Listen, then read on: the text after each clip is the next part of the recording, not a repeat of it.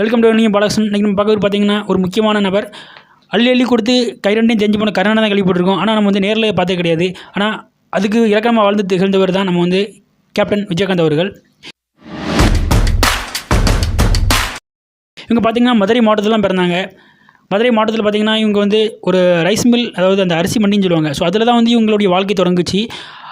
ஆனால் இவங்களுடைய இயற்பேர் பார்த்திங்கன்னா விஜயராஜ் அப்படின்னு தான் சொல்லுவாங்க. அவங்க அப்பா பேர் வந்து அழகர்சாமி. ரெண்டையும் சேர்த்து வந்து இவங்க வந்து விஜயராஜ் அழகர்சாமி அப்படிங்கிற ஒரு பேரால் தான் வந்து இவங்க வந்து பண்ணியிருந்தாங்க. விஜயகாந்த் அப்படிங்கிற ஒரு பேரால் அவங்க சினிமா துறைக்கு வந்ததுக்கப்புறம் தான் வந்து அவங்க பேரை வந்து மாற்றிக்கிட்டாங்க. ஆரம்பத்தில் பார்த்திங்கன்னா ஆரம்ப காலகட்டத்தில் இவங்க வந்து ரொம்ப ஒரு ஏழ்மையான குடும்பத்தை சேர்ந்தவர் தான். ஆனால் அங்கே வந்து தன்னுடைய வாழ்க்கையில் வந்து ரைஸ் மில் அந்த மாதிரி இருந்தாலும் இவங்க வந்து வாழ்ந்துட்டு இருக்கும்போது ஒரு காலகட்டத்தில் ஒரு டிஸ்ட்ரிபியூட்டர் என்ன சொல்லியிருக்காங்கன்னா, நீங்கள் வந்து அழகாக இருக்கீங்க, கொஞ்சம் கலையாக இருக்கீங்க, அதனால் நீங்கள் வந்து படத்தில் நடிக்கலாம் அப்படின்ட்டு இருக்காங்க. ஸோ ஓகே அப்படின்னு சொல்லிட்டு வந்து ஒரு சின்ன சின்ன ரோலில் வந்து கஷ்டப்பட்டு என்ட்ரி ஆனாலும் இவங்க வந்து சினிமா துறையில் வந்து முதல்ல கால் பதிக்க முடியலை. அதுக்கப்புறமாட்டு பார்த்திங்கன்னா ஒரு சின்ன சின்ன ரோலில் வந்து நடித்தாங்க. அப்போவுமே அந்த காலகட்டத்தில் பார்த்திங்கன்னா ரஜினி, கமல் அப்படிங்கிற ஒரு பெரிய 2 ஜாமான்கள் இருக்கும்போது கூட தன்னுடைய மார்க்கெட்டை என்னால் பதிக்க முடியும் அப்படின்னு அவங்க வந்து பதிச்சு காமிச்சாங்க. ஃபஸ்ட்டு பார்த்திங்கன்னா, அதாவது என் கேள்விக்கு என்ன பதில் அப்படிங்கிற ஒரு படத்தில் வந்து ரஜினிகாந்த் இருக்காங்களா, அவங்களுக்கு வந்து தம்பி ஒரு கேரக்டரில் தான் இவங்க வந்து ஒரு 3 நாள் பண்ணியிருப்பாங்க. ஆனால் அப்போம்போதும் கூட வந்து இவங்க பண்ணியிருந்தாங்க. ஆனால் பட்டு அந்த படத்தில் வந்து இவங்க தொடர்ந்து நடிக்க முடியல. 3 நாளைக்கு பிறகு இவங்களை வந்து மாற்றிட்டாங்க. அதே டேரக்டர்கிட்ட அவர் வந்து என்ன சொன்னாங்கன்னா, நல்லா நடித்தேன், என்னையே வந்து நீங்கள் ஏற்றுக்கல அப்படின்னு சொல்லி கேட்டு, இதே நேரத்தில் வந்து உங்களுக்கு என்னாலையும் வந்து சினிமா துறையில் வந்து ஒரு பெரிய அளவில் சாதிக்க முடியும் அப்படின்னு சொல்லி அவங்களுடைய சவாலை விட்டு அதே மாதிரியே சாதித்து வாழ்ந்தவங்க தான் நம்ம விஜயகாந்த் சார் அவர்கள். ஏன்னா விஜயகாந்த் சாரை பற்றி நம்ம வந்து சொல்கிறதுக்கு நிறைய இருக்குது. ஏன்னா அவங்க வந்து தன்னுடைய அந்த 1970-80 அந்த காலகட்டத்தில் வந்து உதவி செய்ய ஆரம்பிச்சிருக்காங்க. அதாவது இவங்க ஃபஸ்ட்டு பார்த்திங்கன்னா 1989 வந்து இவங்க தன்னுடைய உதவியை ஸ்டார்ட் பண்ணிட்டாங்க. அதை பார்த்திங்கன்னா வந்து ஈரோட்டில் வந்து ஒரு பெரிய மருத்துவமனை வந்து கட்டியிருக்கிறாங்க. கட்டி வந்து இன்னும் வந்து அவங்க நிறைய சேவைகள் செஞ்சுட்டு இருக்காங்க. அதுமாதிரி சாலி கிராமத்துலேயும் வந்து நிறைய ஒரு பெரிய மருத்துவமனை மாதிரி கட்டியிருக்காங்க. அது எல்லாமே பார்த்திங்கன்னா கண் இல்லாத குழந்தைகளுக்கு, காது கேட்காத குழந்தைகளுக்கு, இந்த மாதிரி நிறைய பேத்துக்கு வந்து இவங்க மறைமுகமாக வந்து நிறைய குழந்தைகளுக்கு ஹெல்ப் பண்ணிட்டு தான் இருந்துருக்காங்க. இன்னும் அவங்க பேரில் ஹெல்ப் வந்து நடந்துட்டு தான் இருக்குது. ஏன்னா அந்த காலகட்டத்தில் பார்த்திங்கன்னா வந்து மீடியாக்கள் கிடையாது, ரொம்ப கம்மி. ஸோ யார் என்ன பண்ணாங்க அப்படிங்கிறது வந்து யாருக்கும் தெரியாது. ஆனால் வாய்ப்பு இல்லாமல் இருந்தாலுமே இவர் வந்து வாய்ப்பை வந்து ஏற்படுத்திக்கிட்டாங்க. இவர் வந்து ஒரு 2-3 படத்தில் நடித்தாங்க. ஃபஸ்ட் படத்தில் வில்லன் நடித்தாங்க. அப்புறம் 2-3 படத்தில் நடிச்சிருக்காங்க. ஆனால் வந்து ஓரளவு தெரியாமல் இருந்துச்சு. ஆனால் சட்டம் ஒரு இருட்டரை அப்படிங்கிற ஒரு படத்தில் இவங்க வந்து முதல்ல வந்து ஹீரோவாக இன்ட்ரடியூஸ் ஆகுதாங்க. அது வந்து எஸ்டிசி சாருடைய டைரக்ஷனில் நடிக்கிறாங்க. ஸோ பார்த்திங்கன்னா படம் வந்து நல்லா சூப்பர் ஹிட்டு. ஸோ இப்போ அதுக்கு மூலமாக இவங்க வந்து யாரும் தெரிய வராங்க. அப்புறம் பார்த்திங்கன்னா வந்து எதுவாக இருந்தாலும் போல்டாக பேசக்கூடிய ஆள் இவர். ஏன்னா வந்து இப்படி தான் இருக்க முடியும், இப்படி தான் இருக்கும் அப்படிங்கிற மாதிரி பேசக்கூடிய ஆள். அதெல்லாம் பார்த்திங்கன்னா வந்து அந்த நேரத்தில் வந்து ஒரு படம் நடிச்சிருக்காங்க, அகல் விளக்கு. ஸோ அந்த படத்தை நடிக்கும்போது பார்த்துருக்கீங்கன்னா வந்து இவங்களுக்கு வந்து சாப்பாடு ரொம்ப வயிறு பசிக்கு ஒரு நைட்டு ஒரு 2 மணி வத்தில் ஷூட்டிங் நடக்கும்போது வந்து பசி ரொம்ப இருக்கும்போது என்ன பண்ணியிருக்காங்கன்னா வந்து சரி சாப்பிட போகலாம் அப்படிங்கிற மாதிரி இருக்கும்போது ஹீரோன் வந்துட்டாங்க. அப்புறம் சாப்பாட்டில் கை வைக்கி வச்சுருக்காங்க. இல்லை நீங்கள் வந்து படத்தை நடித்து கொடுத்துட்டு நீங்கள் சாப்பிடுங்க, ஏன்னா ஹீரோன் வந்து ஒரு படத்துக்கு போகணும் அப்படிங்கிற மாதிரி ஒரு சிச்சுவேஷன் இருந்திருக்கு. சரின்னு சொல்லிட்டு வயிறு பசித்தாலும் சரி படத்தில் நடிக்கணும் அப்படிங்கிற வேண்டி படத்தில் நடிச்சிருக்கிறாரு. படத்தில் நடிச்சிட்டு தான் வந்து அவர் வந்து சாப்பிட ஆரம்பிச்சிருக்காங்க. அன்னைக்கு முடிவு எடுத்தாங்க. ஸோ வந்து சாப்பாடுங்கிறது வந்து எல்லாத்துக்கும், அது வந்து லைட்மேனாக இருந்தாலும் சரி தான், டெக்னீஷியனாக இருந்தாலும் சரி தான், இல்லை வந்து டேரக்டராக இருந்தாலும் சரி தான், எல்லாத்துக்கும் ஒரே மாதிரியாக ஒரு சாப்பாடு இருக்கணும் அப்படிங்கிற மாதிரியாக அந்த ஒரு ஃபார்மாலிட்டிஸை கொண்டு வந்தது நம்ம வந்து கேப்டன் சார் தான். ஏன்னா இப்போ பாருங்கள், இப்போ வந்து யூனிட்டில் எடுத்துக்கிட்டிங்கன்னா செட்டில் எல்லாத்துக்கும் வந்து ஒரே மாதிரியான சாப்பாடு தான் இருக்குது. அதுக்கு பேஸ் மட்டும் வந்து நம்ம வந்து விஜயகாந்த் சார்னு சொல்லலாம். அது வந்து மிக ஆகாது. அதுமாதிரி நடிகர் சங்கத்தையும் வந்து ஒரு பெரிய லெவலில் கடந்து இருந்துச்சு. அதையும் வந்து பெரிய லெவலில் தூக்கி நிப்பாட்டினவர்னு பார்த்திங்கன்னா வந்து விஜயகாந்த் சார் தான் சொல்லணும்.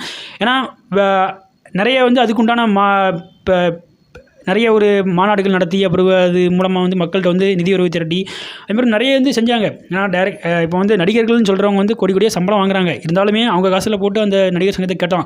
ஆனால் இருந்தாலும் வந்து அவங்க என்ன சொன்னாங்கன்னா, அதெல்லாம் வந்து ஒரு பொருட்படுத்தாமல் வந்து தன்னுடைய ஒரு செய்கையில் வந்து ஒரு செஞ்சு காமிச்சு நடிகர் சங்கத்தையும் வந்து கடன்லேருந்து மீட் ஆகுதுன்னு சொன்னால் விஜயகாந்த் சார் சொன்னால் அது மிக ஆகாது.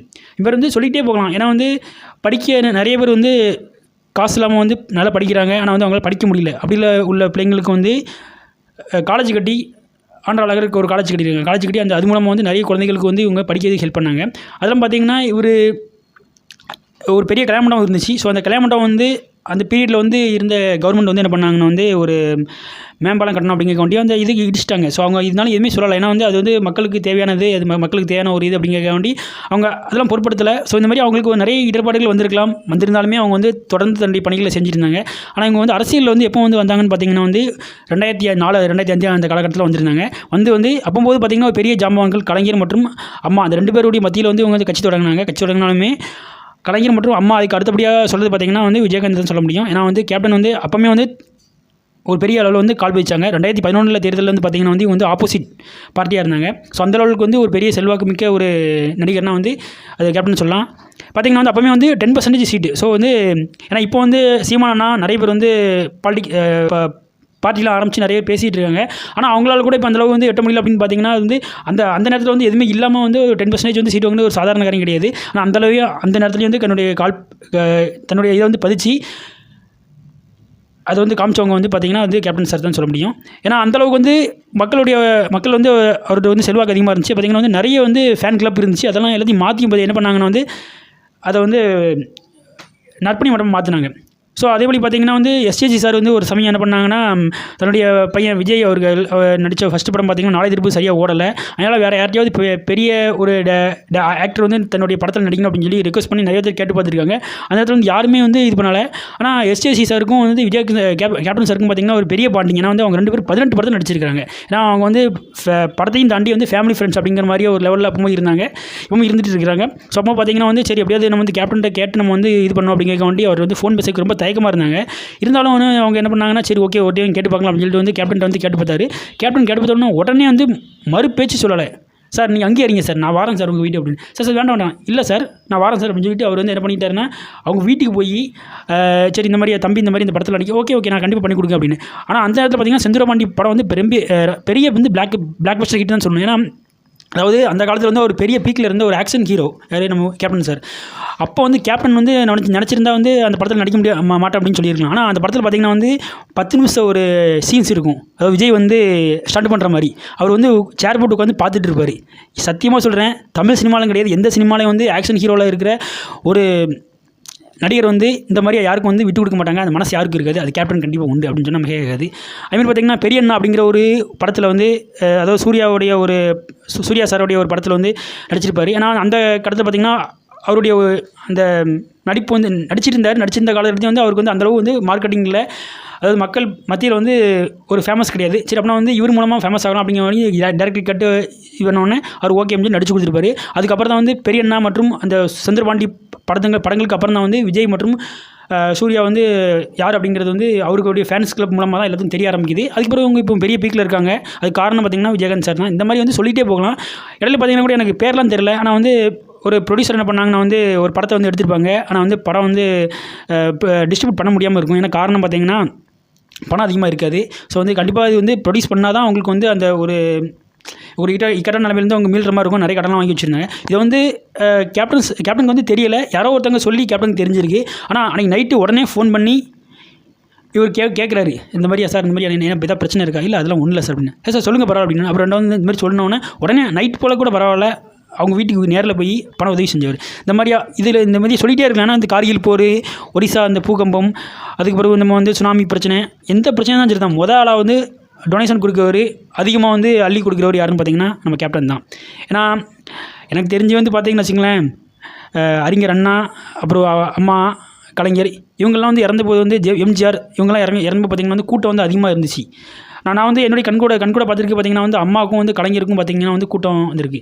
ஸோ அதே போல் அதுக்கு அதிகமான கூட்டம் வந்து பார்த்திங்கன்னா வந்து நம்ம கேப்டன் தான் சொல்ல முடியும். ஏன்னா 10 லட்சம் பேருக்கு மேலே அப்படி வந்திருக்கா சொல்கிறாங்க. ஏன்னா அந்தளவுக்கு கூட்டம் நம்ம பார்த்தோம். நம்ம வந்து பிரிட்ஜில் அப்புறம் வந்து அவங்க பக்கத்தில் இருக்க இந்த மேம்பாலத்திலலாம் பார்த்தோம். ஸோ அதெல்லாம் வந்து பார்த்திங்கன்னா எவ்வளோ கூட்டம் ஃபுல்லாக வந்து நம்ம கோயம்புத்தூர் மேம்பாலமே ஃபுல்லாக நிறைஞ்சிருச்சு. அந்த வந்து கூட்டம், மக்களுடைய அழுகை. ஸோ இதெல்லாம் வந்து காரணம் என்ன அப்படின்னு பார்த்திங்கன்னா வந்து அவர் வந்து மக்கள்கிட்ட நடத்தக்கூடிய விதம், மக்கள்கிட்ட வந்து மக்களாகவே வந்து அவர் வந்து இருந்தது. நான் வந்து அவர் வந்து ஒரு சாதாரண ஒரு மக்கள்கிட்டேருந்து வந்து இந்தளவுக்கு வந்து உயர்ந்திருக்காரு அப்படின்னு இருக்கனால தான் அவர் வந்து இந்தளவு வந்து எல்லாத்துக்கும் செஞ்சுருக்கிறாரு. மக்கள் மனசில் வந்து இன்னும் வந்து இறஞ்சிட்டு இருக்காரு. சாதாரண பார்த்திங்கன்னு வச்சுக்கோங்க, சாதாரணமாக ஒரு வீட்டுக்கு போனோம்னா முதலாம் வந்து பேச தயங்குவோம், உட்கார தயங்குவோம். ஆனால் வந்து அவங்க என்ன பண்ணுவாங்கன்னா வந்து என்னை போய் சாப்பிட்டு மக்கள்கிட்ட வந்து அதாவது நலம் விசாரிக்கிற அளவுக்கு வந்து ரொம்ப வந்து ஒரு இதாக இருப்பாங்க. ஸோ அதனால் வந்து அந்த மனசு தான் என்னமோ எனக்கு தெரியல, மக்கள்கிட்ட வந்து தமிழ்நாடு மக்களுக்கு வந்து எல்லாத்துக்குமே வந்து அவருக்கு வந்து பிடிச்சிருக்கு. வந்து இவர் வந்து இன்றைக்கி வந்து நம்மள்ட்ட இல்லை, ரொம்ப கஷ்டமாக இருக்குது. ஏன்னா இவரை பற்றி ஒரு வீடியோ வந்து மேக் பண்ணணும் அப்படின்னு சொல்லி ரொம்ப நாள் நினச்சிட்டு இருந்தேன், அது முடியாமல் போச்சு. ஆனால் இன்றைக்கி தான் வாய்ப்பு கிடச்சிருக்கு. ஸோ நான் இதுலேருந்து என்ன சொல்ல வரேன்னா, நம்ம அவருடைய இறப்புலேருந்து வந்து ஒரு பெரிய பாடம் கற்றுருக்கோம். ஸோ முடிஞ்ச அளவு வந்து எல்லாத்தையும் வந்து கைண்டாகவும் பொலைட்டாகவும் இருக்கிறதுக்கு நம்ம வந்து கற்றுக்கணும். ஸோ வந்து சந்தர்ப்ப சூழ்நிலைகள் நமக்கு வந்து வாழ்க்கையில் நிறைய நம்மளுக்கு வந்து பாடங்கள் கற்பிக்கலாம். இருந்தாலும் நம்ம வந்து ஒருத்தங்கள்ட்ட அன்பாக இருந்தால், நம்ம வந்து ஒருத்தங்கள்ட்ட வந்து ஒரு 10 மடங்கு அன்பாக காமிச்சோம்னா அவங்க நம்ம மேலே 100 மடங்கு அன்பாக காமிக்காங்க அப்படிங்கிறது வந்து இது மூலம் நமக்கு தெரியுது.